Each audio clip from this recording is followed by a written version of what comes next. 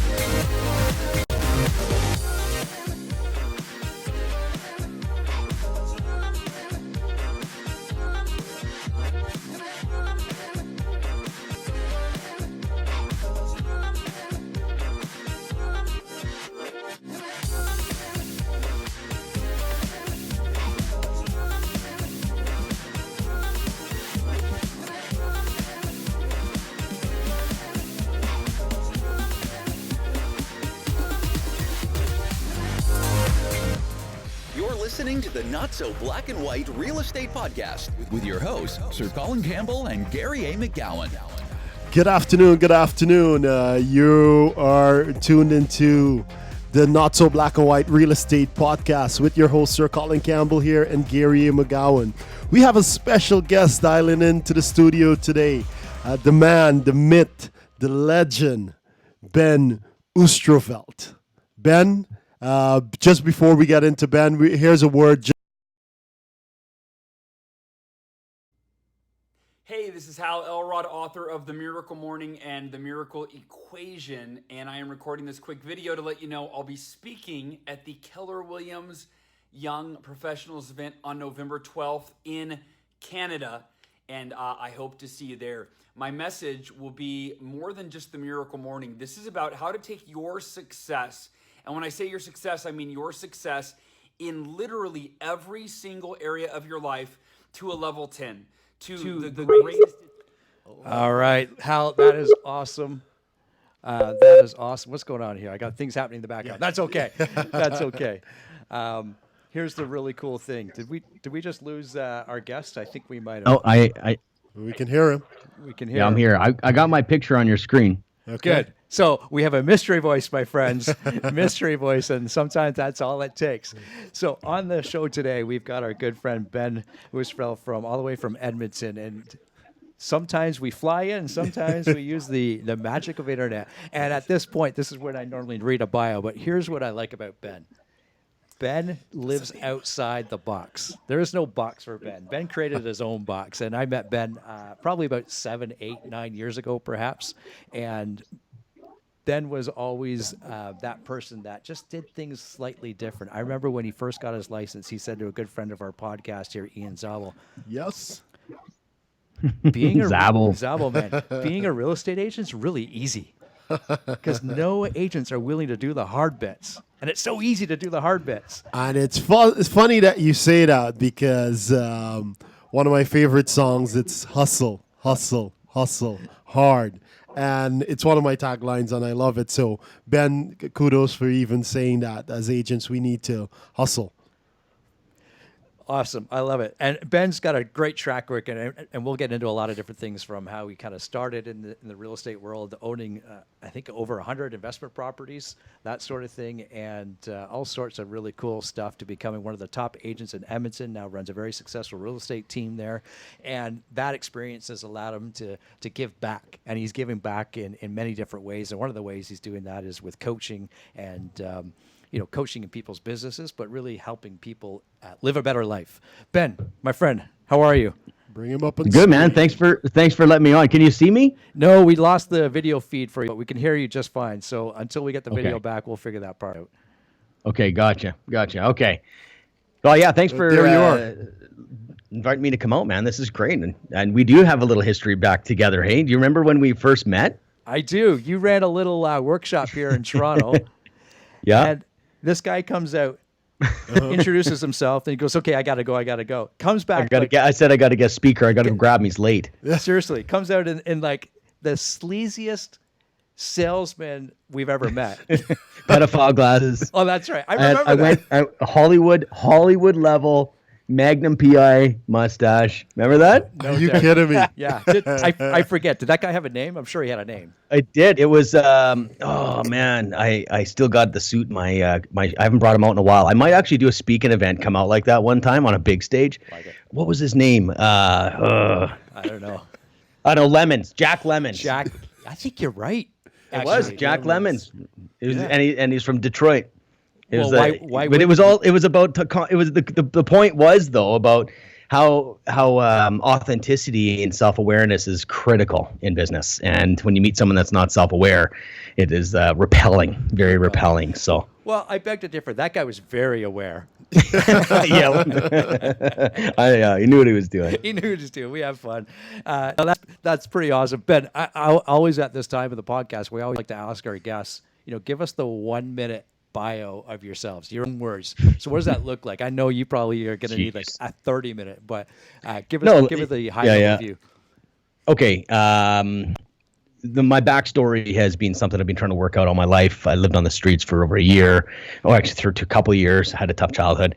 Went to rehab for 365 days straight. Graduated that. Ended up getting into sales and marketing.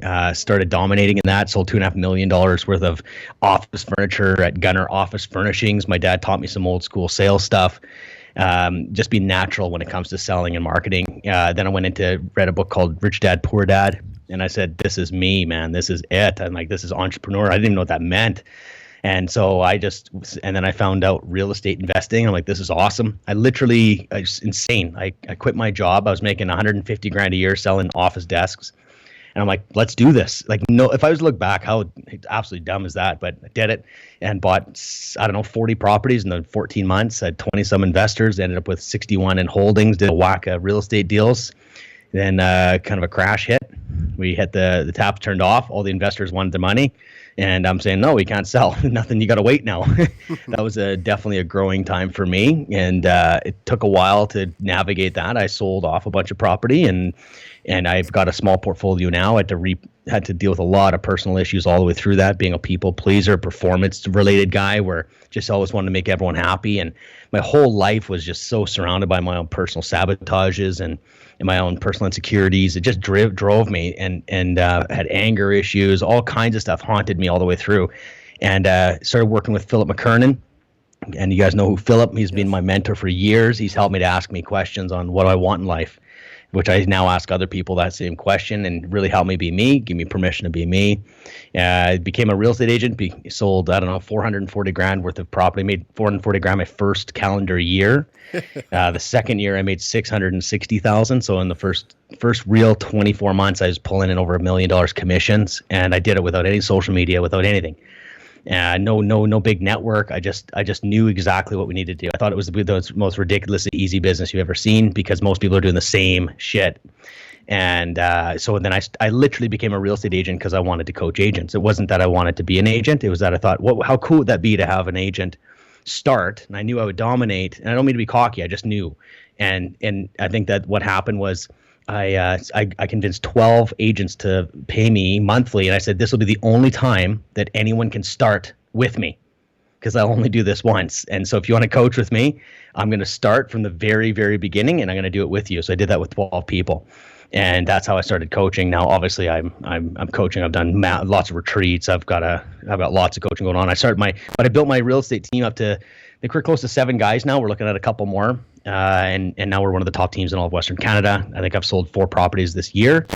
But our team's, well over 120 properties sold this year so far. And it's good. But our entire culture in our business is not money driven. Our goals driven. We've taken ourselves off all goals. Typical Remax likes to really pump up those awards. I'm not a big fan of that at all. So what we do is we took ourselves off all the awards and we celebrate building a life paid for by real estate. And I think this is the best business for that. So that's what I'm up to, coaching a lot. I'm in between coaching calls right now. We're running a retreat in October. Yeah, there's your bio. How's that? Is that Whoa. 2 minutes maybe? I tried to burn through it. Okay, so our podcast is done. That's I pretty think awesome. so. We can Sorry. wrap it up right. Sorry, you guys. I love it. I love it. Listen, there's a lot that you said. There's a lot of great nuggets that were mentioned there that I would like to really dive into, and really pull that out and learn more about who you are, how you overcome a lot of those challenges. Right in the beginning, you mentioned that you were homeless for a couple of years. Tell us a little bit about that, and how does one go from homeless to creating a dynamic real estate business, a coaching business, an investment business? What happened in your mind? What happened there? Yeah, man. You know what? At a young age, I had a thought that hit my head. I said, I don't want to be like my father. My dad to this day is a really good guy. He had his own demons. He had his own troubles. He had a really tough childhood. So I don't really blame him for anything. I used to blame my dad for everything. It haunted my own life. It was my own cancer. But I have a good relationship with him today. But the thing is that he was 20 and he had me, and he didn't have a good beginning. So I got the brunt of a lot of stuff. And at 12, I was kind of this weird thought. I'm like, I don't want to be like him. So it wasn't like, screw you all. It's like, I got to get out of here. And so I literally stole some money. My dad he was a pastor, just for an old folks home, and he'd take donations and give it to like charity and mission trips and different things. You're the son of a pastor, and you stole the pastor's money. Yeah, and I stole all that money, and I got a cab, and I was 12, and I convinced the cab to pick me up, and I drove into town and dropped me off, and that was the start of my journey, and so I don't know how the heck you go from that, but yeah, man, it was a tough road. I had to survive. I'd steal liquor and bring it to people's houses. I remember one night my dad, I snuck. But my dad didn't want nothing to do with me at this point. I turned into a very, very wild kid, like just wild. And so I can understand why they didn't want me there. But I remember one time sneaking into the house at minus like 30 because I had nowhere to sleep. So I snuck into my old room, and they caught me. Yeah, it was minus 30, and then they threw me out again. And I had to figure it out. So I stole some liquor, and I figured the shit out. And I think that's kind of transitioned into business, to be honest. The stuff that you overcome actually becomes your superpower. And so I could figure shit out, and I had to. Not saying I'd throw my kid out at minus 30, but it actually caused me to kind of figure it out. I wanted to live. I wanted to do something, but it was just challenge after challenge after challenge. And I think that's what gives me an advantage today. I'm not a victim of it, and I think I own it. So yeah, I don't know how to answer the whole question, but wow. So kind of at that stage, Ben, when you were, trying to figure out who you are, rebelling in some way, what limiting beliefs you had to overcome at that point? Oh, everything was limited. Every thought was limiting. I just thought I talked too much. I thought I wasn't good enough. My dad tried to teach me things that I just tried to make him happy. I couldn't figure it out. So I tried to make everyone else happy around me. So I'd steal cigarettes to give to kids to like me. I'd do whatever I could to get someone to like me. I think that still transitions to most people today who drives Lamborghinis a lot of times. I think that's the same thing still happening. I'm just trying to work out my shit though. Yeah. And so I think that's limiting beliefs. Is I was nothing. I was worthless. The whole faith-based, when you have that kind of mentality, then you look at your faith and you think, oh man, like I just can't be good enough. You can't be like God or Jesus. And like every single thing was everywhere in my life was just not good enough. And I had no value. And I was never taught that. I was taught as a kid, very extreme style Christianity that says, you don't have any value. You're a sinner, and you're a wretched man, and thank goodness you have Jesus. And so there's this weird side effect to someone that's super insecure. You're just going to live your life. You're just never good enough, and you're always broken. And it's just this mentality just went everywhere. I never felt loved. And so the limiting mindsets were everywhere at that point. Hard to unwind all of that. It takes time. Of course. What was the biggest lesson during that time that you've learned, you would say? Well, it's not even that time. It's the end of the day. My whole belief is that we get handed over all of our beliefs as a kid. Like I would say, if I was born in Syria, I'd probably be talking about Allah, but I was born in Canada. And so there's a lot to do with what we've been handed. In Canada, and in the United States, we believe that ownership is above rental, but that's not even true in some other places. Rental here is looked down upon. So we have all these layers of society, layers of culture, layers of religion, layers of beliefs, our background. All of this has to be put on the fire, is my belief. That's just how I broke through. And I think I had so much of what I've been told what to do all my life, but something didn't align in my heart. I'm like, that's not me, but that's what I'm supposed to be. So I must be broken because I can't follow it. This must be broken. I must be the problem. And I realized that I wasn't the problem. And I literally, metaphorically, I put every one of my beliefs, like even the scary ones, like you risk hell, scary ones. I put it on the fire, and I went, whatever burns, whatever burns is not mine. And I just laid it on the line and said, I got to figure this out. What if what I believe isn't true on every single level? So now what I do is I ask myself, when someone says, hey, you believe this, I say, is that yours? And that's kind of intimidating to someone that doesn't want their beliefs challenged, because I say, is that really yours? And how do you know it's yours? See, this is where you find mega successful people, because they know what they believe. And so I think a lot of times we follow an adoption style belief versus I own that. I don't mind adopting someone else's belief and making it my own. I'm cool with that, but I'm going to know it's mine. So the biggest lesson, hands down, is you got to know what you believe and know it's yours, because you can't be shaken at that point. Yeah. I love that. That's we have a program for our new agents here at our brokers called Ignite, and we run through some of that same stuff right at the beginning, Ben. And I share the story of my why, and it took me into my real estate career and being a realtor. It probably took me 7 of my 8 years, perhaps, to realize I was living somebody else's why. Wow. Right. Yeah, and man. it was beautiful. Still, it was rewarding, but it wasn't rewarding enough. You know what I mean? It wasn't filling totally. That the glass was always half full. Now it's full because of what we get to do now. So that's interesting. You brought that up. I'm glad you did bring that up, for sure. That's beautiful. So you're a guy that, obviously, as people are listening and watching this, you wear your feelings on your sleeve, right? Yeah. Well, the way I like to put it is this: who I am in private is who I am in public. Cool. And so I think wearing your feelings on your sleeve is slightly inaccurate in a sense of just being me. Fair enough. So a lot of people are emotionally that way, right? They'll be like, oh yeah, this is how, like, I'm like, this is me. Like, so if that's what it looks like, awesome. I'm good with it. But at the end of the day, if I'm who I am in private and who I'm in public, I don't got to worry about nothing.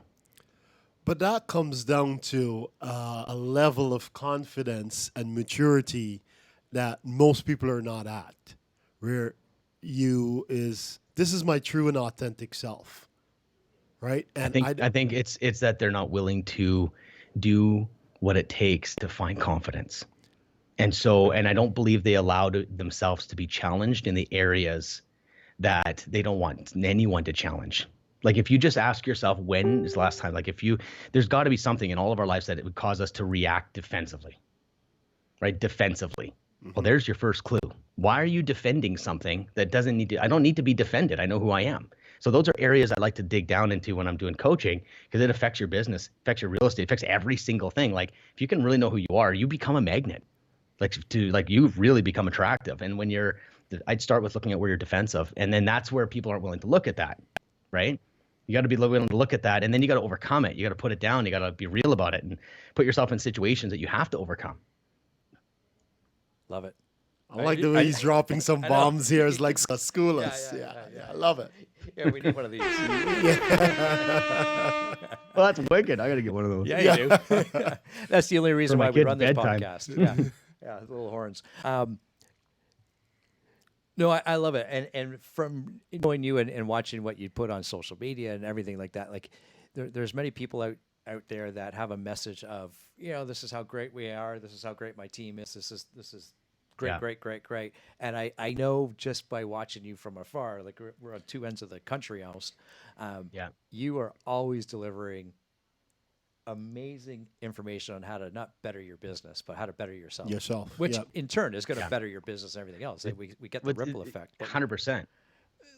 So my question that's agent from within, right? Like, I think there's a lot of training out there. Beautiful tactical. You're a great trainer, by the way. I watch what you do.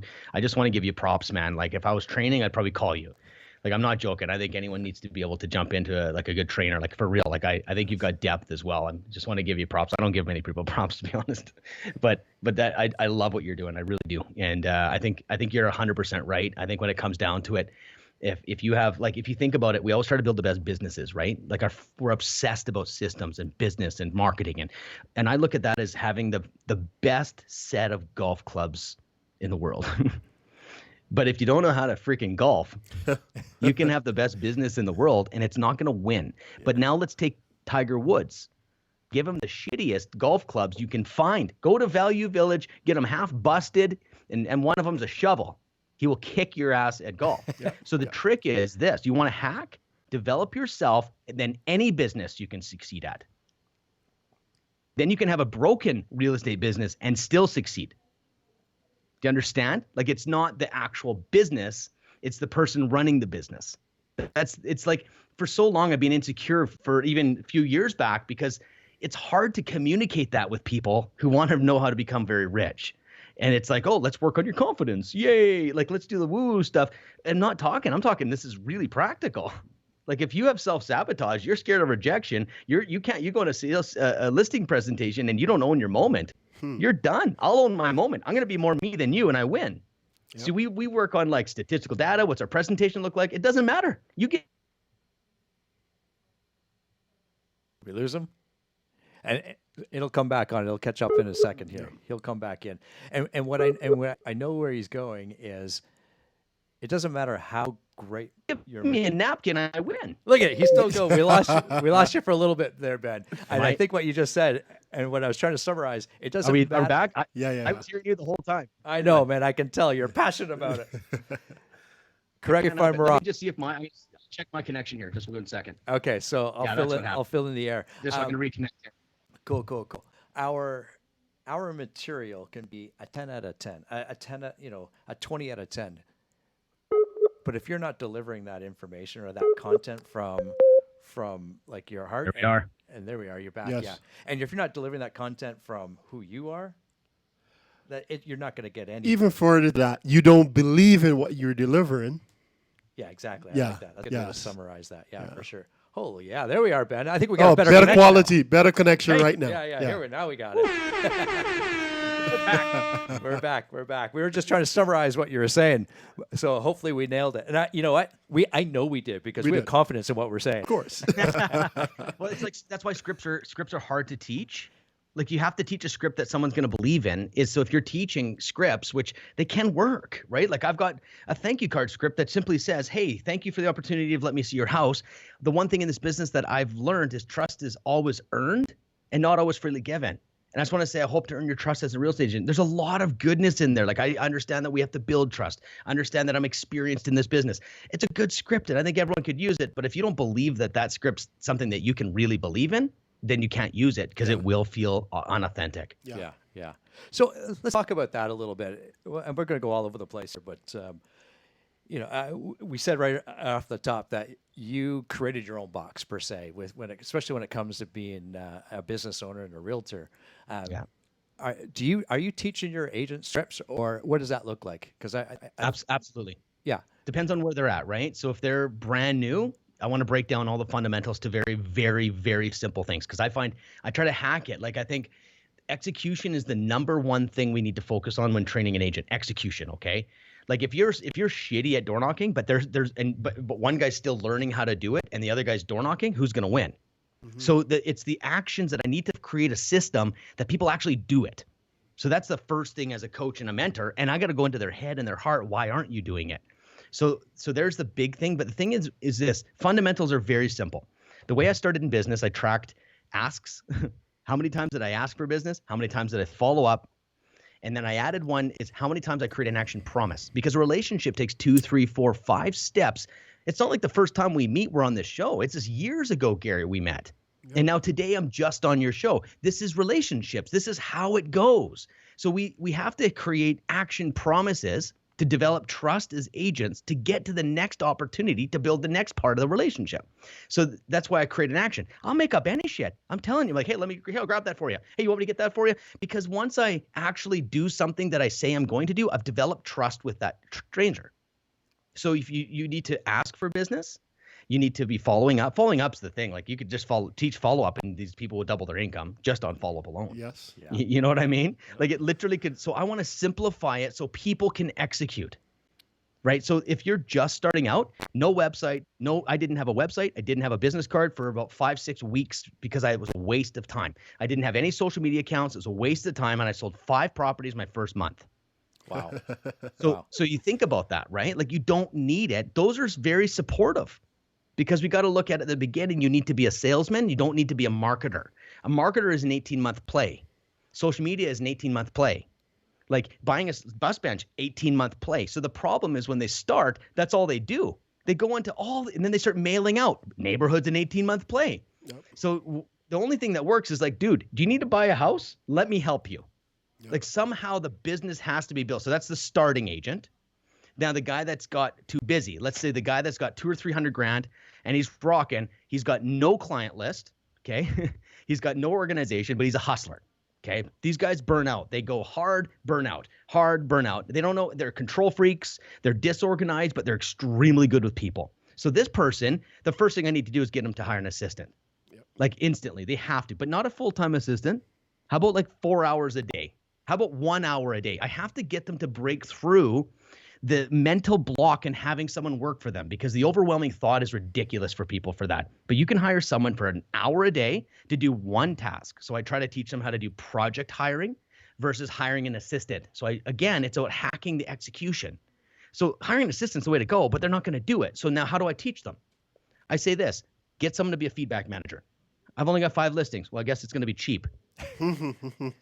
Great. So now what we need to do, because once they hack that, like I just did a podcast with Peter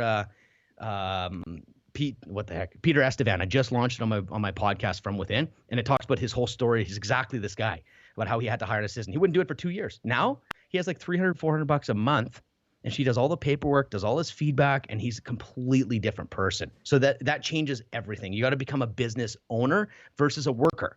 A business owner outsources cheap things that you don't have to do.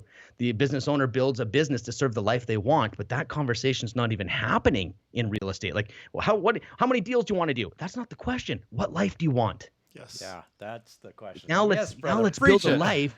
Let's find out. You might only need $80,000.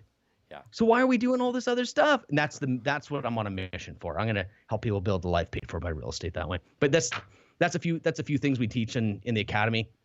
There's all kinds of stuff, but everything has psychology mixed in. Everything has personal development mixed all the way through. That it has to. You can't develop a business without developing the person running it. Yeah.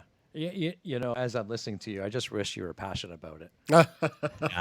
Guys, I'm not even started. Yeah, I know. Now, you were talking about. I used to be insecure about that. That's the thing, guys. Think about this, okay? I used to be insecure about being hyper. I used to be insecure about always wanting to hear my own voice and talk. And at the end of the day, I realized that's my fucking gift. Yeah. Okay. Like that's my gift. We allowed to swear? We just did. Sorry. That was tapping in now. I was getting tapped in for a second. I remember I don't know if it might have been in that training session we talked about at the top of the show, where it was about 6 or 7 years ago, maybe longer. But I remember you telling a story somewhere along your journey that you were that hyper kid. We all have, we were either that kid or it was our brother.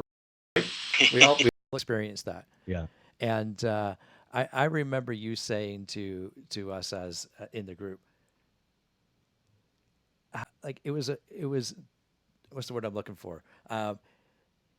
It imposed a ceiling on you whether you knew it or not. Mm-hmm. Like, Ben, be quiet. Ben, be quiet. Yeah. Ben, be quiet. Yeah. Ben, be quiet. And you told that story from your perspective on how now all of a sudden you created this insecurity about being too loud or being rambunctious, or being too much, being too much energy, and all that kind of all less energy. And I thought to myself, Ben, because I never want to say that to my kids. We do, but awesome, dude. That gives me shivers, man. That's what it's about. Yeah, because now all of a sudden, I have a daughter that she is loud and everything, but that's her let her be, man. Right? Let her be. I got to remind myself of that. Oh, Gary, they just made my day, man. Cool. I love that. Done. There's nothing better than making an impact on someone's family. Yeah. Yeah. That's my core. That's the core. That's everything. It's everything I want to do. Like that's what's important. That's like that's what's important. Like to connect families and connect yourself and like your kids. Like that's amazing, man. That's amazing that your kid. That means. That's awesome. Yeah. Cool. We still got you there, Ben? Oh yeah. Yeah, okay. Yeah. The audio cut right at the end there. That's all good. Now you were talking about the industry and coaching. Coaching. What's the next gap you're seeing in the industry? Because as a successful agent, as a successful coach, as a successful business owner, what are the gaps or the next gap that you're seeing in the industry? I think social media is causing trouble. Not social media, lead gen. Sorry, lead gen's causing trouble. I think lead gen is important. I have lead gen, but the importance I put on it is maybe we get 20 deals a year. Some guys are going all in on lead gen. The problem is it's an old school sales funnel, right? So what the problem is that there's only a certain amount of leads. The more money you pay, the more money you get. I think we need to be. Oh, did we freeze? No. We're hearing you loud and Freeze. clear. Okay, so you froze this time. We're all taking turns here. What I'm saying though is this is something that I haven't talked about. Is that I truly believe we need to seriously look at our businesses and don't go all in on lead gen. I think it's a mistake. I think if we just go lead gen, you're going to be so busy making phone calls and chasing leads that you won't blow the client's mind. You won't build your list. You won't build a business. It's a very dominating thing for a team as well. So I'm for it. Okay, don't get me wrong, but I think we need to be prepared that this gets watered down, becomes the new spam. And I think the society is getting to know the tactics, the little funnels they get caught in. They know these things. So I feel like I think if we're going to be smart, we need to get back to real building, blowing the client's mind, building a referral base as fast as we can. Lead gen's great for getting the client, but after that is where everything begins. And that's a lot of times where people end. Mm-hmm. So what are you doing now for your clients, to your current clients, to blow them out of the water so that you have that repeat and referral business? Extreme thoughtfulness. So if you had to just extreme thoughtfulness. So what we want to do is along the steps, there's everything. There's like, for example, let's just do it this way. If we wanted to buy a closing gift, it's a real hot topic. If you go onto all the different forums and everything, like, what should I give my gift? I'm like, they missed it. They completely missed the mark. If you have to ask, what do I get my gift from? What do I get for a closing, for a gift at the time of closing? You've completely missed the mark. Now, if you think the day that you meet someone, how am I going to blow their mind with their closing gift? What happens to your conversation with those people? It turns like this. Hey, what do you do for fun? Yes. Oh, no way. My kid loves Lego too. Do you like cigars? It turns into a different conversation if you're hunting on find something that gives an emotional reaction at closing the day you meet someone. Love it. Love it. I like that we went from kids to cigars in the same sentence. Yeah. Only Ben can do that. We should be smoking cigars right now. That's what we should be doing. Hey, now we're All right, we're at the top of the hour. And Gary? Yeah, so we do something kind of fun here where we do rapid fire questions, my friend. Bring it. I'm going to ask you random questions. You're going to give me a yes or no or the appropriate 1 or 2 word answers. You ready for this? Yeah. Okay, good. Would you rather be texting or talking? Talking. Talking. Favorite season? Don't say like 'em hockey all. season. I like them all. Like them all. Okay. Is it wrong for a vegetarian to eat animal crackers? Yes, they need to stand up for what they believe. Kill the crackers. Kill the crackers. Don't. First celebrity crush. A Mini Driver. What? What? Remember Mini Driver? Oh, yes. I went car. I don't know. Yeah, I've been to the car too. There's a show called Return to Me. She was in it. I thought, man, that girl was awesome. Yeah. I don't know how old I was. 12. I don't know. Okay. Is double dipping at a party ever acceptable? Absolutely. I'm a double dipper. Yeah, you just you don't are. look. Don't Yeah. turn your head. Turn your head. You're the first person that said yes, and I love it. No. First Because person. you know why? Everyone else are liars. Exactly. Yeah. Everyone double dips. That's for there are some. That's where I was going. Turn your head. Name one of the 7 dwarfs. I don't know. Grumpy. Grumpy. Have we had Grumpy That yet? seems like a real psychological test. I Yeah. just thought, I'm like, what I say right now, I'm getting judged. It was either sleepy or grumpy. I'm like, that's both right now. Yeah. That's me. No. I always tell people afterwards, and you set me up, don't read into any of the answers here. Yeah, right. Yeah. Would you rather big dog or a small dog? Big dog. Big dog. What superpower would you like to have? I don't know. It scares me, to be honest. I feel like, to be bluntly honest, I think I have my superpowers. I truly believe I can see who people really are. Boom. Would you rather cake or pie? Ooh, ice cream cake. All right. And the last question of our rapid fire session is The Godfather or Star Wars? Oh, that's tough. I go Star Wars. Star Wars. Really? There you go. Boom, Wow. boom, boom. All right. You saw me as the Godfather, didn't you? Yeah. I don't know. I wasn't a big Godfather. I always think I was too young, to be honest. Yeah, you know, Yeah. okay, let's put it out there on the table. I've only watched that for the first time within the last year. What, Godfather? Godfather. I actually think I've never seen it, I don't think. Yeah, it was one of those weekends where it was just me. Where I'm have you guys been? Like, I've seen Scarface. That was Okay. cool. Scarface, yeah. Yes, yes. Scarface was good. I've seen Casino. Remember that guy kills that guy with a pen? Yeah, That was pretty yeah. intense. Yeah, that was. Yeah. But Star Wars, we'll go Star Wars Yeah. because Okay. that one's classic. The original I like trilogy that. or the That's fun. second That- or that- third that little- trilogy? I like that middle of the show doing a rapid fire. I like that. Nicely done. Spite, thank you. Yeah. Yeah, now you mentioned in our rapid fire, you mentioned your superpower, being able to see who people really are. Tell us a little bit more about that. And, when did you realize that was your superpower, and how does one tap into their superpower? I think the ultimate is you have to be yourself unapologetically. You have to. Like you have to. Like if you're out with friends and and everyone's wanting pizza and you don't want it, say you don't want pizza. Like take those chances, let people down. You have to. You'll never find yourself until you stand on who you are. And that means you might have to lose some relationships along the way. It's just part of the process. And no one's willing to do it. They want it all. And I think I can see people, man. I don't know if it's because I've lived a crazy life and maybe I understand psychology. But there's something inside me, man, that I know. I met a guy the other day and he was looking at coaching. It was his dad. His son is coaching with me and his dad is there. And I read his mail, man. I just sat down and said, this is where you're at. And he almost got tears in his eyes. And I'm not here to be like, oh yeah, it's just part of the process. Like I can just see you. I think what happens is that we get out of our own way. You can see people too, guys. Mm-hmm. You just got to get out of your head. You got to get out of your own way. You got to risk everything. Then you start living. And I think what it is my deep core is like I want to pull something out of you guys. Like even right now I could feel it. And it's like I can, you know what I mean? Like I call people out. People take it maybe the wrong way, but I'm calling the best of you out. Yeah. I'm giving permission for you to just be you, man. Just like I'll be the guy that takes the hits all day. You can watch, man. People judge me. People take it out on me a lot of times, but I'm doing that for everyone else because you know what? If they can see that I can come through, if they can see that I can be Ben no matter what, no matter how dumb it looks, maybe they will be able to stand up and be themselves. And that's honestly, now it's been doing this for a while. Man, I'm seeing a lot of people change. Lots of people break through. And that's weird is that their incomes all go up. It's the craziest side effect to personal growth, to be honest. But it's you making that stand for their greatness and you seeing the greatness within them, even though they might not see it. Oh, for sure. For sure. I just want them to be them. I never tell anyone what to do, ever. I'm like, is that yours? Then why are you doing that? You know, hey, they'll give me a solution or something. I'll say, you don't believe that. And they're like, it's hard. Like I always think I need permission to coach people. I don't just walk up to people and do that. But the thing is, when I have permission, they let me and I call them out. I'm like, you're just telling yourself a story. That's not even true what you're saying. Mm-hmm. And they're just like, and it's almost like you see me, which is what they desperately want, guys. Yeah. See, they don't want to be seen, but they desperately want to be seen. Yeah. If that makes any sense. Absolutely. Now, how does one discover their superpower?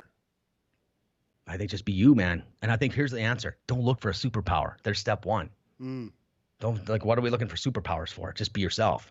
Like that is the superpower. It's like that is the superpower. Be you. Because what happens is if you can be authentically you, become extremely attractive. Your energy comes, it's crazy. Like I dream of walking in a room and the entire energy raises and no one even knows what happened. It's like, I think that can happen. I don't know if that's too crazy, but that's what I'm thinking. It's just be you, but it all comes from just be you. Yeah, tapping into your true core and why you're here. 100%. Like I think it's the real version of us.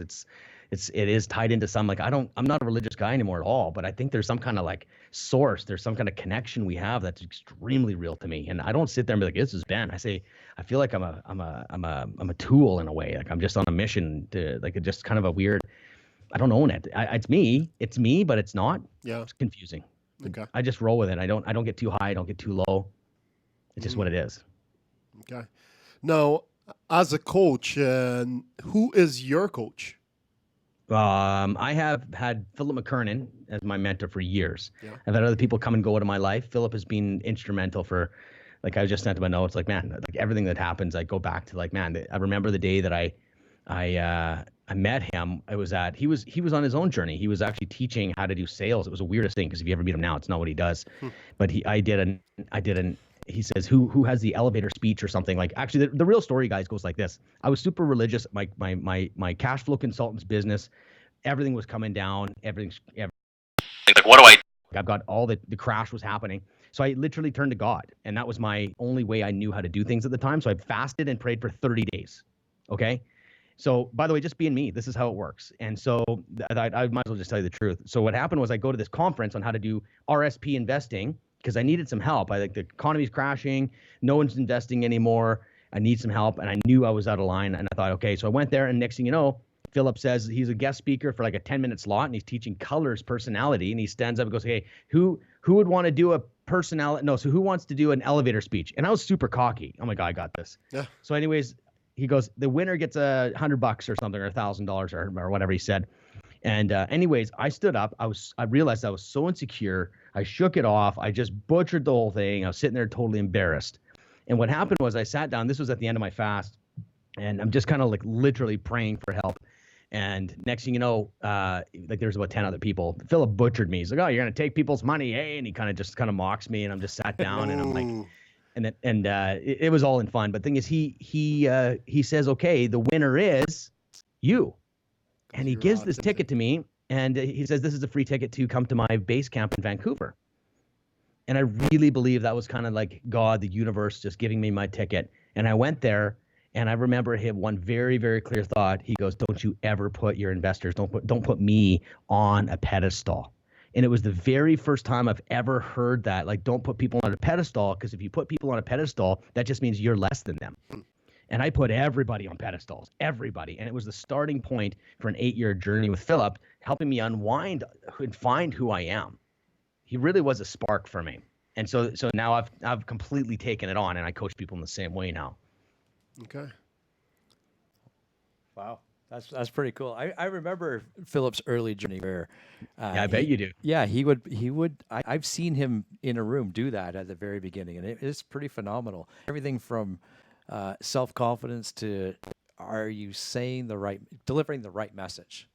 Yeah. Right? And that's pretty cool. And we all know people within these circles that have taken his coaching and used him as a mentor, in fact, and have done some pretty amazing things. You know, people like yourself, Ian Zabel. Yes. There's a lot of really cool things that he's developing. Yeah, he challenges the living crap out of you. Yeah. And that's what he does. He really does. Yeah, that's pretty wild. So turn that into, okay, so that's how you're coaching now. How are you challenging your clients or the agents that work for you? Like what is some of their biggest hurdles, and how are you challenging them on that? Yeah, that's really good. I think execution is always the hurdle, and I have to figure out why they're not executing and come up with a solution that helps them execute. Like, if you want to look at it really practical, like the other side of the challenges are people that don't know how to hire an assistant. They treat it like a worker's job. They treat it like an employee. They need to treat it like a business. It's a real business. That's a huge problem. So when I challenge them is hire an assistant. Like, you can't just keep doing this. And then I find a motivation though. Like, why are you in business? The number one thing, why are you even doing this? Like, oh, I do it for my family. No, you're not. No, you're not. That's how coaching goes. If you were, you'd be hiring an assistant. And those are the challenging moments. Like, even just today, I'll tell you a story. I had a guy in Montreal I was coaching, and what happened was we did a buyer's mail out, and he got 40 CMA leads. Okay, we won't go into that strategy right now, but the thing is, he got 40 CMA leads. He sent out 16 flyers, and just the way we did it, it worked. So I jumped on his coaching call because he shared that with me. 2 weeks later was our coaching call. I jumped on and I go, Dennis, tell me, man, what do you get? This is crazy. And he's like, I'm like, how many did you get? How many deals did you get? And he says, oh, I didn't get any. I haven't called them yet. Ooh. I'm like, what the frick? He paid all this money. He's put the execution done. He did everything, but he won't make the phone call. So I said, okay, here's how we're going to do this coaching session. I'm done. You're going to call me. So I'm going to call you back in 20 minutes. And all you're going to do is call these people. Bye. Click. Nice. I don't do that to everyone, but he had to. He had to have a little shock. So call him back. He's like, I got 4 CMA appointments. So So the thing is, giving the solution and the answers and the tactics is very easy. It's called Google. Like if you want new tactics, people are funny. They always want new tactics. I'm like, why don't you just do one? Yeah. Just freaking do one. Every single thing works in this business. Everything. It's just how good and does it fit you? Yeah. So that's why it's so hard to figure out what should I do. I'm like, there's 1,000 things. Yeah, go door knock, do calls, do lead gen, do mail outs, go talk to a hockey team, go like there's 100 things to do, and just why that I have to hack why they're not doing it. Yeah. And does it come back down to a lot of it just the fear of rejection? Is that what it comes down to, or is there a few elements to that? Yeah, no, I think it's they need a win. Okay, so yes, you're right. It always comes down to all the personal stuff, but like let's look at a practical thing. Okay, so let's see, how do we move them forward? So I'm thinking obsessively of how do I move them forward? Well, you need to realize how the brain works. The brain gives historical data to predict your future. Well, the brain doesn't work with you until you take a step of faith and you find a win. Now the brain goes, oh, when you do that, you get a win. Because at first the brain's going, let's just use door knocking, okay? I can't door knock. Oh my goodness, what am I going to say? You know, the brain is giving you all this data of every other time that bad things have happened. No one's going to talk to you. You're interrupting. I hate when door knockers come to my door. And the brain is working against you. You have to shut that down. You got to go knock 10 doors. You need to get a listing and you need to get a win. Then let's see what your brain says to you. So when I'm coaching someone, sometimes it's a micro win so I can get the brain new data. I don't know if that makes any sense. Yeah, for sure. For sure. We're wired that way though, right? Like 100%. Ever since we were toddlers or younger, we want that instant gratification on, yeah, you did great, where, you know, in the real world, that doesn't always happen, right? And we got to be okay with that. 100%. Like the problem is that we look short game in real estate when this game is so easy if we look long game. Because if you think about it, if we kept our clients for 10 years and never lost a client, you will never prospect again in your life. Yep. That's the whole basis of my entire academy. It's let's go 10 years and let's keep all your clients that you get and we'll live off referrals. Yeah. There's our retirement plan. You know how many guys I'm coaching that are 20 years in the business? Really? And I'm like, where's your list? This is normal. This is everyone. I can almost say every single person. Like, and unless you're one of those guys that are crazy good at systems, but then they're not selling. Yeah. They've got amazing systems, totally organized, but they're not actually calling anybody. So I think we need to focus on real estate as a 10-year retirement plan, and and you have to realize every single client you have to keep. Now that's got to be our obsession, because the long game you will win. Yes. No matter how good you are. It might take 50 years, but why not live off 20 to 50 deals a year on retirement? You don't have to sell nothing. You just take care of your base. Yep. So talk to us about how you're winning some of those clients for life. And I'm going to lead you up with this. You talked earlier about gifts, and in the first, meeting with them, you should know, or you should start that conversation or what that gift or how you're going to give back. I shouldn't say gift. How are you going to give back to that client? And you've done some pretty funny, I'll call it funny and obscure stuff. And you got me thinking out of the box too. Like, now I've done weird things like, hey, tomorrow morning, you're renovating your house. There's going to be a 40-yard bin in your driveway tomorrow morning. Don't worry about it. I got it. And it's all good. But you've done some really cool things. So he took it to Hollywood. He took it to Hollywood. Yeah.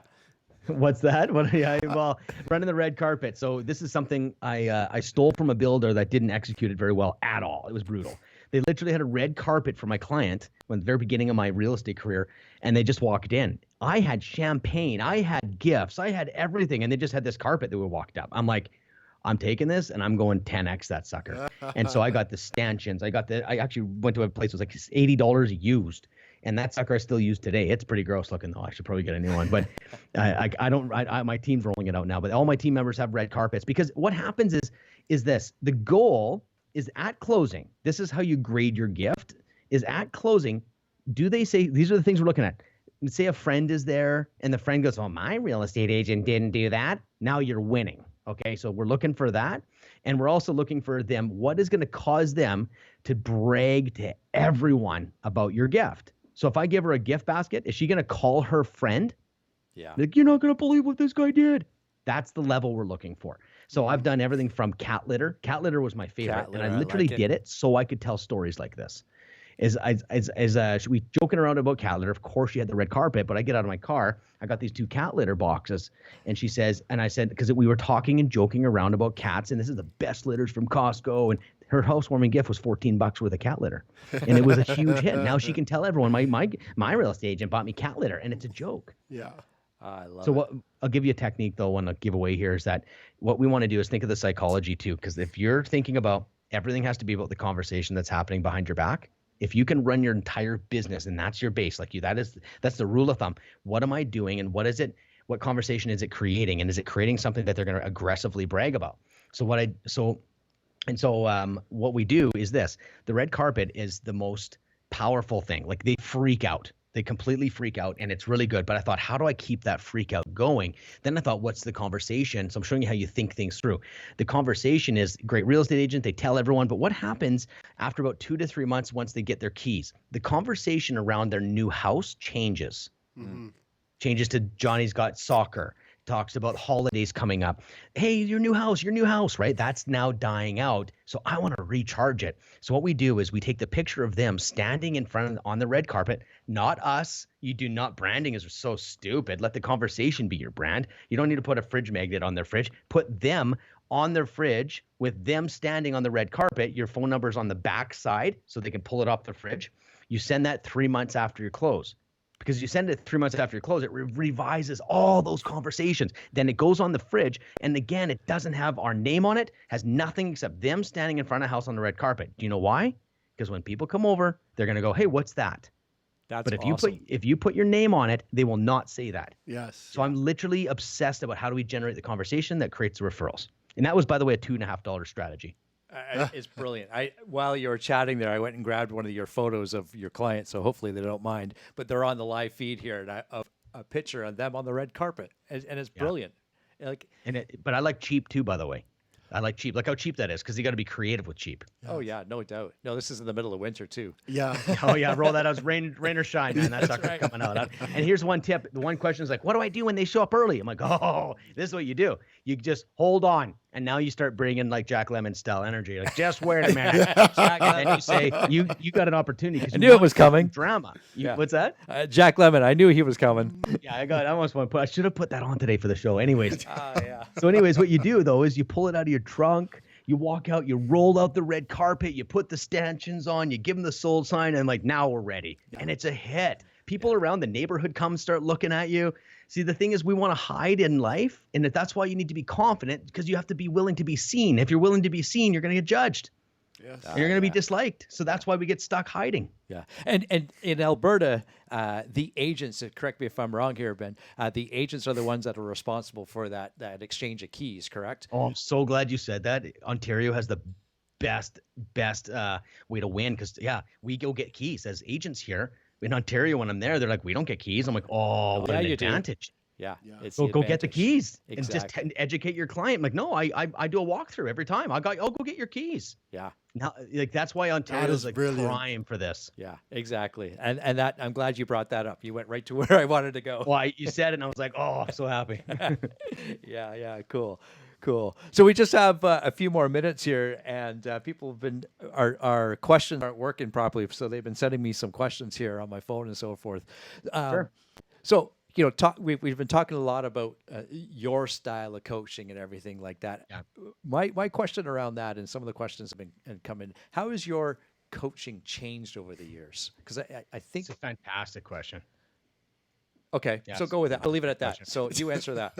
Well, I think when you're learning the art of coaching is that when you see, like, it's almost like, I don't know, like almost like if I jumped into a Ferrari right now, I would probably be dangerous. And you learn how to drive. You learn when you mess up, and you learn how to, I came on too strong. And sometimes there's stuff I see I should just leave alone. And you just learn the art of human interaction, where you're working with someone and you just know how to deal with them. Empathy is huge. I'm very gentle. Like, I'm so big personality, but when it comes down to it, like when it comes to someone's life, it's really, really important to know exactly how to do that. So my coaching has evolved. It's way more clear. The message is so much more clear. It's build a business, not a job. You can retire in 10 years, keep your clients forever. It's your, like, the whole messaging has become clear. I think when you're working on a craft, and my craft is developing people and developing businesses, you just get really good after a while, and you just keep doing it, just like riding a bike or racing a car. So it's definitely evolved. Like, I've had impact. Now it's starting to become a little bit more magical in a way, I guess, or it's like it used to be a little bit more challenging versus now it's a lot more smooth. I don't know how to describe it actually. That's the best I think I can do. Yeah, no, that's good. And are there certain personality types that are being attracted to you and your coaching program, Ben? It's a great question as well. I think we attract ourselves Yeah. in life. So whenever I have someone come into my life, I just think, okay, what part of me attracted them? That's how I look at it. So if they got issues, I probably have similar issues, or I've overcome them. And people that really understand that looking within and they're part of the issue to their business, they're my favorite clients. There's other people that see me as a rock star and they want me to show them how to make $1 million in 2 years.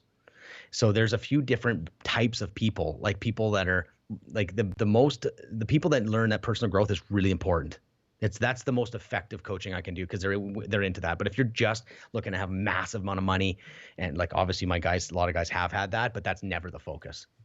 So. And you've got a lot going on too.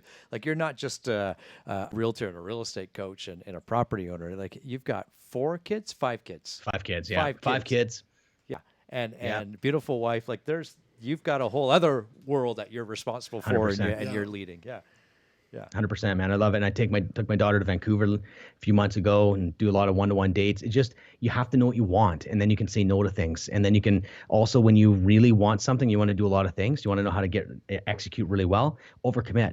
And you'll find time to crush it so you can be with your family. So I'll wake up at 5 to 7 and crush it. People think I'm nuts, but yeah, had to have 5 kids. Well, you got to do those things if you want to do that. And it's very motivating.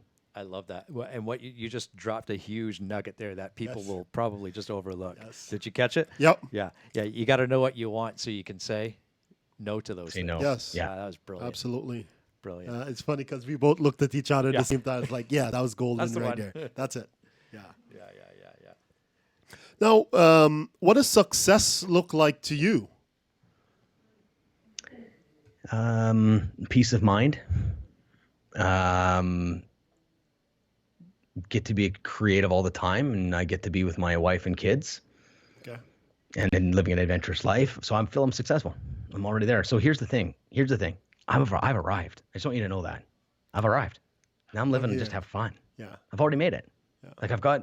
I almost lost my wife in a divorce, and my kids used to not like me at all. I want a new daddy. And I've developed into a person that I really like. And my wife is really into me. My kids are into me. I get to impact people's lives on an everyday basis, on a real life, connecting husbands and wives back together, helping people connect their businesses, alignment. Like there's just nothing like it. And so what else more do I need? Yeah, I'm on bonus time. Nice. Listen, this is, you've been dropping some real knowledge here. Some real nuggets. I hope our listeners are really picking up what is being said here because, like, I've taken away so much already from this conversation, right? And some of it are reminders, and some of it is like, okay, I like that. I'm gonna change that, right? So Beautiful. Yeah. So we've had a long discussion here about how you're helping people, how you're growing people, and which has been impactful to us, and I know to our listeners, the people are going to be tuning in later to watch or listen to this. Tell us a little bit about what you've got going on. You've touched on it briefly, but your coaching program, like you and I have connected on social media a lot through Facebook and just the value add that you're bringing there. Your own podcast. Tell a little bit about that and the floor is yours, my friend. Go with it on that. Sure. Yeah. So first of all, the one that's closest to my heart gets filled very fast. You can go to businessfromwithin.com. It's the first time I've ever even marketed it. It's always been an invite secret kind of program for the last few years. I take, 10 to 20 real estate agents on every year. I become kind of like CEO, marketing coach, and life coach. And I get right into their world, one-to-one coachings. We go on 2 very cool retreats somewhere in the world. And we have an amazing group. So that's the kind of that's the one that's the most fulfilling and I get right in. Obviously I can't scale that. So that's just a certain amount of people, a certain fit. It's application only that can do that. The other one is the one that is scalable, the one that I think every real estate agent should do this. To be honest, it's only $199 a month. It's every single one of my strategies. It's all the personal growth stuff. It's a private podcast you get access to. There's over 70 episodes, all topic by topic, how everything that I know is in there. We do a once a month coaching call where we can go to groups. You can go right to me. There's an amazing Facebook group that you can actually ask questions directly to me. So it's the kind of the more inexpensive way to get to me. But then the other thing is the From Within podcast. That is a real expression of who I am. That's really about what people overcome. Like, what do you have to overcome to be successful? Like, what do you have to overcome personally? I interview some amazing guests, relationship coach, Tucker Max Phillips on there, Philip McKernan, Cameron Harold, and even a homeschooling mom. And I've actually interviewed my daughter. And if you can listen to an amazing podcast, it's my daughter and I have a conversation. It just blows me away. And there's a lot of real estate stuff here and scattered through that too. So that's kind of what I'm up to. Those are the three things. Obviously, if anyone needs to send referrals to my real estate team, that's always good too, because that's out of Edmonton. That's always good too. I always forget that one. I know, and my team, I'm like, dude, I could get you some business maybe. I always forget I forget I have a real estate team that's got like pretty full operations going on. So I forget sometimes. Yeah. No, that's cool. Well, that knows you're living. That's one check mark to know that you're living your full life, right? That's operating over here while you can do what matters most to you here in this world too. Now you're on your journey and you're very successful in what you're doing. How can we help you? How can you help me? I don't know. I think it's, to be honest with you, it's been something I've been thinking about is I don't ever ask for help. I'm very independent. And to be really honest, I've been looking at my own personal growth and wondering about how I don't ask people for help. And I realize I've been burnt and hurt in my life. And I realize I've become very, very closed. Like, I'll just do it myself. And it's been a superpower in a sense, but it's got a shadow side I've just started to discover over the last few weeks. And so when you ask that question, it's different for me today than it would have been a month ago. I'll be like, oh, I don't know how I can help. I'm good. Like, I'm not sure how you can help. Like, I have ambitions to promote my real estate stuff. And I love the fact that I'm on this podcast and you give me that platform. So I'm just learning on how to ask for help. It's a struggle for me, to be honest. It's way more than I thought. If you would have asked me a month ago, I'd be like, oh, no, I can ask for help. But I'm realizing more and more how independent I am and how closed I am to help. So that's just, I don't know how to ask for help, but I'm just going to be honest on where I'm at personally. Okay. Well, I can tell you, my brother, that will stay. That invitation is out there, so you can reach out to us at any point. We're connected on social, so reach out to any one of us at any point. Anything that we can do to help you personally, help you in your business, because we become stronger by the people we help around us. I personally believe I were to help everyone around me achieve their goals, I'm going to get to my goals, right? Yeah. And I know that is something Gary truly believes in as well. We are at we're at the bottom of the hour here. It's funny how time flies when you're having fun, but just wanted to remind everyone that, it was just so much knowledge here. And this is one podcast that I'm anxious to go listen to again. I'm really looking forward to this one on my drive to work or from work. And if you want, I can take the episode and put it onto my podcast too. If you guys want to do that as well. Yeah. Absolutely. That's how you'll help us. There you go. Sure. Yeah, I'd love to. That'd be great. I'll put your logos and everything on the cover and everything. All right. You're a good man, Ben Oosterveld. Listen, we really appreciate this time and you pouring into our audience's lives and continue to knock it out of the park. And I know the people that you are connecting with, they are blessed to have you in their lives. And this has been a really cool hour. Our podcast is, coming to an end, but that doesn't mean it stops there. Continue to ask questions on social because I know Ben will be monitoring what's going on. And if you want to reach out to him, do. I encourage you to do that. And so Ben, appreciate this hour and all the best. We'll see you out in the real world there, my friend. Yeah, no doubt. And online. That's great. Thanks right. so much. I mean that. Thank you very much. I don't take this for granted. Thank you so much. You're welcome, my brother. Cool. Take it easy. Cool. Signing off for now. Bye now.